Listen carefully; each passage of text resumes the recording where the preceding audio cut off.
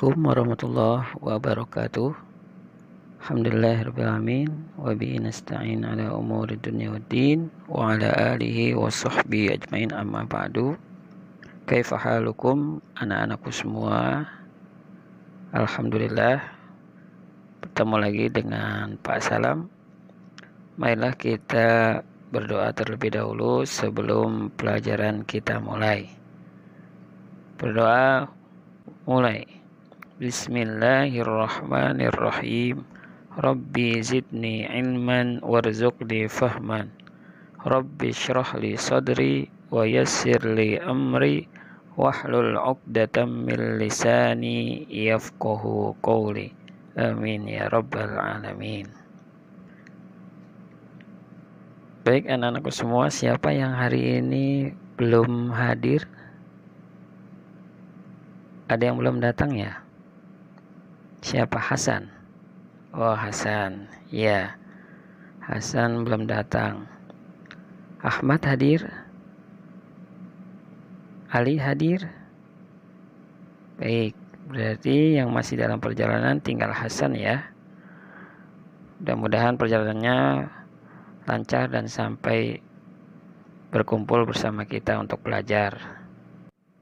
Assalamualaikum. Waalaikumsalam warahmatullahi wabarakatuh. Mohon maaf Ustadz, saya datang terlambat. Tadi di perjalanan kendaraannya mogok, jadi terpaksa saya harus mencari bengkel terlebih dahulu Ustadz. Jadi saya telat datang ke sekolahnya. Iya, tidak apa-apa Hasan. Silakan masuk dan duduk di kursimu ya nak. Terima kasih Ustadz. Saya izin untuk duduk. Baik anak-anakku semua, kita melanjutkan materi kita. Pada hari ini kita akan membahas tentang bunyi. Selain merambat, bunyi juga dapat mengalami pemantulan dan penyerapan atau peredaman ya. Bunyi dapat memantul jika apa? Jika mengenai benda padat dan keras seperti, coba sebutkan, seperti dinding, batu, kayu, seng, besi, dan kaca. Bunyi juga dapat diserap atau diredam oleh benda yang permukaannya lunak seperti kain, busa, kapas, karet, dan karpet. Kemudian apa sih yang disebut dengan pemantulan dan penyerapan bunyi itu? Baiklah kita sama-sama bahas. Buka halaman 92 ya anak-anak. Ya, di sana ada pemantulan bunyi dan penyerapan bunyi. Apa sih pemantulan bunyi? Pemantulan bunyi itu terjadi jika bunyi mengenai dinding atau permukaan yang keras seperti batu, kayu, kaca, besi, dinding, atau seng. Sehingga dalam pemantulan bunyi ada dua macam bunyi pantul. Yang pertama adalah gema dan yang kedua adalah gaung dan kerdam. Yang pertama adalah gema. Apa yang disebut dengan gema? Gema adalah bunyi pantul yang terdengar lengkap setelah bunyi asal. Gema juga terjadi karena bunyi dipantulkan oleh dinding yang jaraknya jauh. Seperti misalnya jika kita berteriak di sekitar tebing pegunungan, atau di dalam gua, atau lembah, atau bukit, maka akan terdengar suara gema. Sedangkan yang kedua adalah gaung. Gaung adalah bunyi pantul yang terdengar hanya sebagian dan tiba bersama bunyi asal.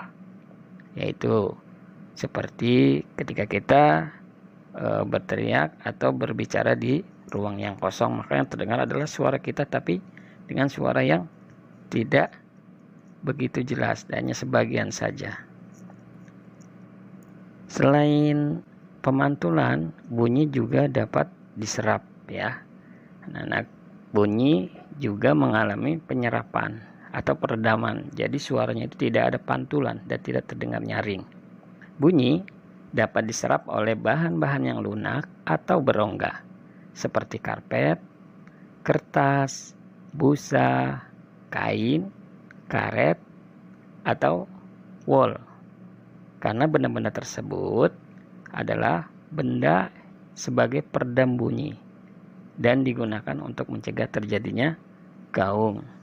Biasanya di mana sih benda-benda tersebut berada? Ya, seperti di dalam ruangan studio rekaman, gedung bioskop, atau gedung pertemuan. Ya, jadi benda itu tidak berada di semua tempat. Benda-benda tersebut digunakan agar suara yang terdengar di dalam ruangan menjadi jernih dan tidak terganggu suara dari luar, ya. Sebaliknya, suara di dalam ruangan tidak mengganggu hingga keluar ruangan. Jadi, bahan-bahan tersebut mampu menyerap suara, ya, sehingga tidak ada suara-suara yang terdengar dari luar masuk ke dalam, atau sebaliknya suara yang berada di dalam tidak terdengar keluar. Baik, Bapak akan ulangi lagi. Coba kamu Hasan, ya tadi Bapak perhatikan kamu yang Bapak sedang membahas tentang bunyi, kamu sepertinya ngantuk ya, semalam begadang ya.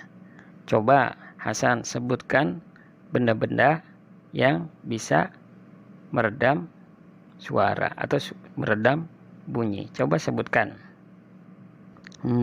Apa ya? Aduh, aku lupa lagi. Apa ya jawabannya ya? Oh iya Pak Guru, aku baru ingat. Itu Pak Salam ya, benda-benda yang bisa meredam suara itu kertas, karpet, busa, wol, dan kainnya, Pak Salam. Iya benar, berarti kamu walaupun ngantuk, kamu masih mendengar materi yang Bapak sampaikan. Iya bagus Hasan. Ya, kamu Bapak kasih nilai karena bisa menjawab. Dan anak-anak yang lain, tolong nanti materinya kembali dibaca ya di rumah. Baik, anak-anakku kelas 4A yang Bapak cintai dan Bapak banggakan. Demikian materi yang Bapak sampaikan pada hari ini, ya mudah-mudahan dapat dipahami. Jangan lupa kalian belajar di rumah walaupun kondisi seperti ini, tetap semangat belajarnya dan jangan lupa doakan kedua orang tua biar rezekinya dilancarkan, kemudian juga sehat semuanya sehingga bisa mendampingi kalian belajar di rumah ya anak-anak. Dan jangan lupa materi yang Bapak sampaikan sebelum-sebelumnya juga dibaca supaya tidak lupa. Mungkin ini yang bisa Bapak sampaikan. Terima kasih. Wassalamualaikum warahmatullahi wabarakatuh.